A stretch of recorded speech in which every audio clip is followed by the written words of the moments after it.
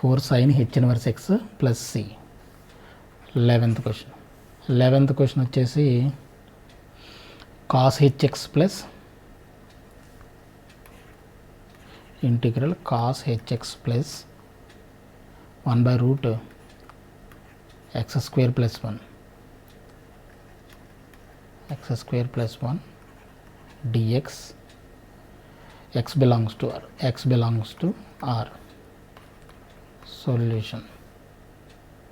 సొల్యూషన్లో integral cos h x plus 1/√ x² plus 1 dx is equal to cos హెచ్ఎక్స్కి integration ఎంత sine h x plus 1/√ x² plus 1 ఇప్పుడే చెప్పాగా sine h inverse x plus C.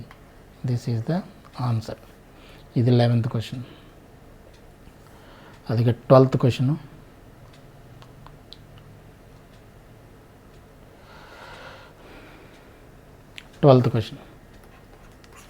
Twelfth question అండి. Integral sine h x plus 1/x² minus 1 whole power 1/2 dx. 1/2 sin hx plus 1/x² minus 1 1/2 x belongs to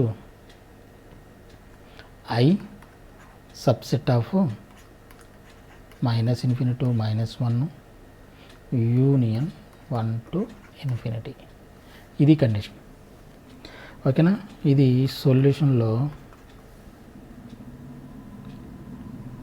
సొల్యూషన్లో integral sine h x plus 1/x² minus 1/2 అంటే route అలా రాయొచ్చు x² minus 1 dx కింద రాయొచ్చు. అంతేనా. Sign హెచ్ఎక్స్కి integration ఎంత cos h x plus 1/√ x² minus 1 అంటే actual ఇది ఈ కండిషన్ కాకుండా అదర్వైజ్ ఏదైనా అయితే మనం ఎలా రాయొచ్చు కాస్ హెచ్ ఇన్వర్స్ ఎక్స్ కింద రాయొచ్చు. బట్ ఇక్కడ ఈ కండిషన్ ఇచ్చాడు కాబట్టి మనం ఏం రాయాలి log mod X plus √ x² minus 1 plus C. This is the answer. 13th question వచ్చేసి 13th ఇది ఇంపార్టెంట్ క్వశ్చన్. ఇది 2 marks మోస్ట్ ఇంపార్టెంట్ క్వశ్చన్. ఏంటిది integral a⁴ minus b⁴ whole square x by a⁴ into b⁴ dx. ఓకేనా.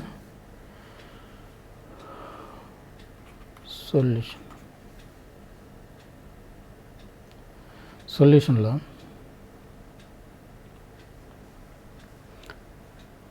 ఇది కొంచెం జాగ్రత్తగా చూడండి.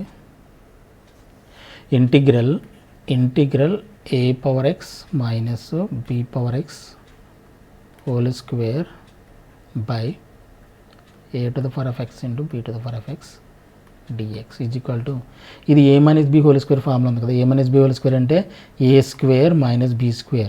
a² అంటే a⁴ మల్టిప్లై చేస్తే a⁴ అంటే నథింగ్ బట్ ఏంటంటే a² అంటే ax హోల్ స్క్వేర్. పవర్లు రెండు మల్టిప్లై చేయొచ్చు అంటే a⁴ కింద రాయొచ్చు. a² అంటే a⁴ minus 2ab 2a⁴x into b⁴x minus 2ab plus b² అంటే b⁴x by a⁴x into b⁴x into dx.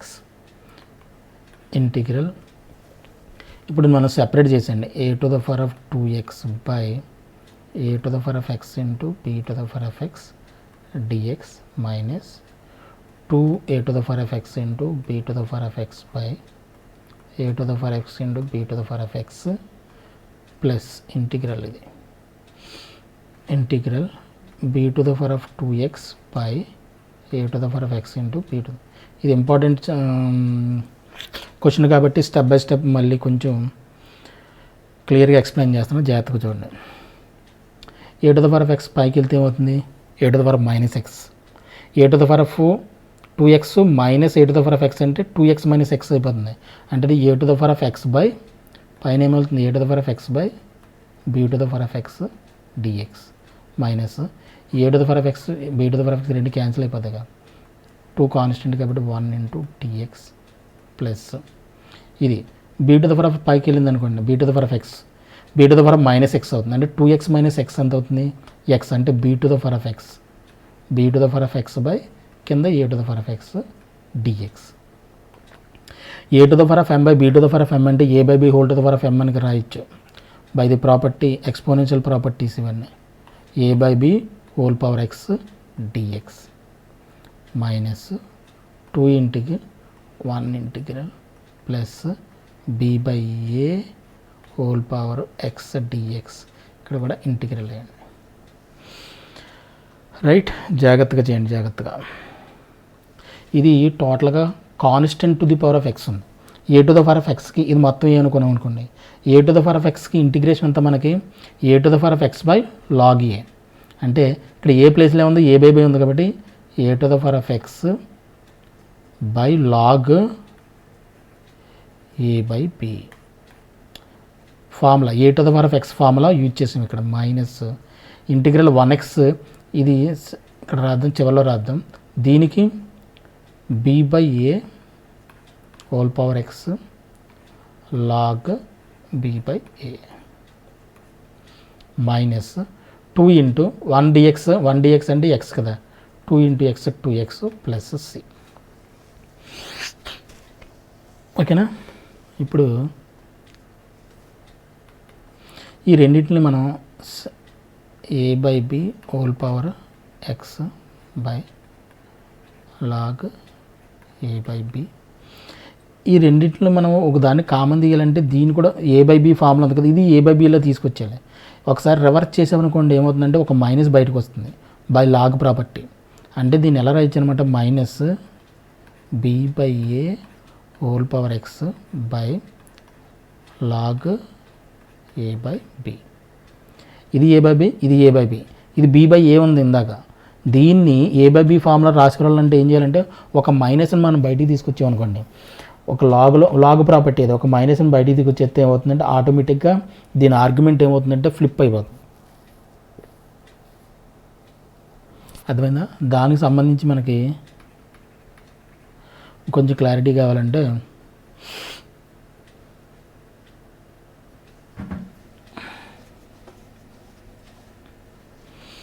మీకు ఈ ప్రాపర్టీ గురించి మీకు కొంచెం లాగ్ బి బై ఏ ఉందనుకోండి, దీన్ని మనం ఎలా రాయొచ్చు అంటే మైనస్ దీన్ని ఏ బై బి కింద రాయాలంటే ఏ బై బి కింద రాయాలంటే ఏం చేయాలి, ఒక -1ని దీన్ని ఎలా రాయొచ్చు ఏ బై బి హోల్ పవర్ -1 కింద రాయొచ్చు. లాగ్ బి బై ఏని ఏ బై బి రాయాలంటే ఏ బై బి కింద రాయాలంటే ఒక -1 పవర్లో తీసుకొచ్చాను. ఇది ఏమవుతుంది, ఇప్పుడు బి బై ఏ ఉందమ్మా, B by A is equal to ఇది నథింగ్ బట్ ఏంటి 1 బై ఏ బై బి. అంటే ఏ బై బి బి పైకి తీసుకొచ్చేస్తే పవర్లో -1 వస్తుంది. ఈ బి బై ఏని ఏ బై బి హోల్ పవర్ -1 కింద బై దిస్ క్లారిఫికేషన్ ఇలా రాయొచ్చు.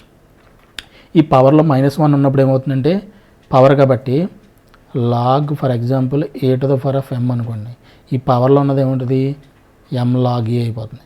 ఇవన్నీ లాగ్ ప్రాపర్టీస్, దీని గురించి నేను క్లియర్గా మళ్ళీ నేను చెప్తాను. ఓకేనా. ఎం లాగ్ అంటే పవర్లో -1 ఉంది కాబట్టి మైనస్ని ఇక్కడ తీసుకొచ్చేసి 1 అంటే minus log A by B కింద రాయొచ్చు. ఇది దీని తాలూకు క్లారిఫికేషన్ ఎక్స్ప్లెనేషన్ ఇది. ఓకేనా. అంటే లాగ్ బి బై ఏని minus log A by B కింద రాయొచ్చు. అర్థమైందా. సో రాసాం. ఎందుకు రాసాం అలాగా, ఇప్పుడు చూడండి log A by b log A by b ఈ రెండిట్లో కామన్ ఉంది కాబట్టి తీసేద్దాం. లాగ్ కామన్ తీసేయండి, log A by b common తీసేయండి. Log A by b common తీస్తే మనకి ఏం మిగిలింది ఇక్కడ a by b whole power x minus B by A whole power x minus 2x plus C.